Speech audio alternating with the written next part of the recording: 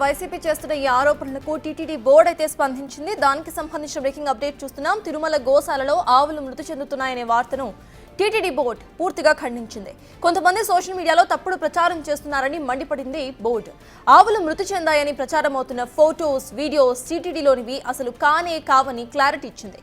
మనోభావాలు దెబ్బతీసేలా ప్రవర్తిస్తున్నారని, అవాస్తవాలను నమ్మొద్దని భక్తులకు విజ్ఞప్తి చేసింది.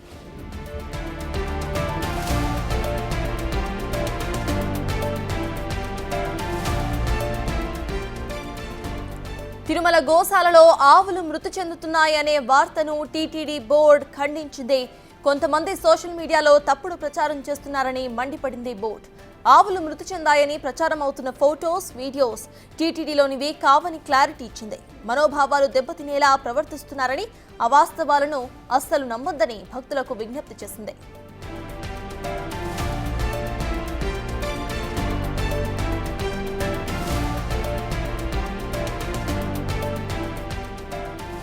తిరుమల గోశాలలో గత 3 నెలల్లో వందల ఆవులు చనిపోయిన విషయాన్ని ప్రభుత్వం దాచిపెట్టింది అన్నారు టీటీడీ మాజీ చైర్మన్ కరుణాకర్ రెడ్డి. ఇక ఇదే విధంగా సోషల్ మీడియాలో పోస్టులు కూడా వెలిశాయి. అయితే దీనికి సంబంధించి తిరుమల గోశాలలో ఆవులు మృతి చెందుతున్నాయనే వార్తను టీటీడీ బోర్డు అయితే ఖండించింది. కొంతమంది సోషల్ మీడియాలో కావాలనే తప్పుడు ప్రచారం చేస్తున్నారని మండిపడింది బోర్డు. ఆవులు మృతి చెందాయని ప్రచారం చేస్తున్న వీడియోస్, ఫోటోస్ ఏవీ కూడా టీటీడీలోనివి కావని క్లారిటీ ఇచ్చే ప్రయత్నం చేసింది. మనోభావాలు దెబ్బతీసేలా కావాలనే ప్రవర్తిస్తున్నారని, అవాస్తవాలను నమ్మొద్దని భక్తులకు విజ్ఞప్తి చేసింది.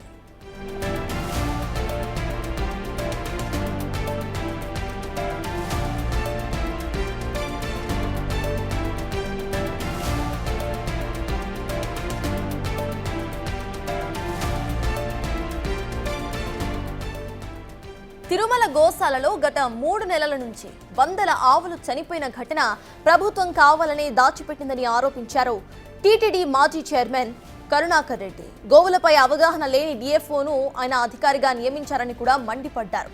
అయితే దీనికి సంబంధించి టీటీడీ బోర్డు స్పందించింది. ఇదే విధంగా సోషల్ మీడియాలో కూడా కొన్ని ఫోటోస్, వీడియోస్ చక్కర్లు కొడుతున్నాయి. అయితే తిరుమల బోర్డు దీనికి సంబంధించి అసలు గోశాలలో ఆవులు మృతి చెందుతున్నాయనే వార్తను పూర్తిగా ఖండించింది. కొంతమంది కావాలనే సోషల్ మీడియాలో తప్పుడు ప్రచారం చేస్తున్నారని మండిపడింది. ఆవులు మృతి చెందుతున్నాయని ప్రచారం అవుతున్న ఫోటోస్, వీడియోస్ పూర్తిగా ఫేక్ అని, అవి టీటీడీలోనివి కానే కావని క్లారిటీ ఇచ్చింది.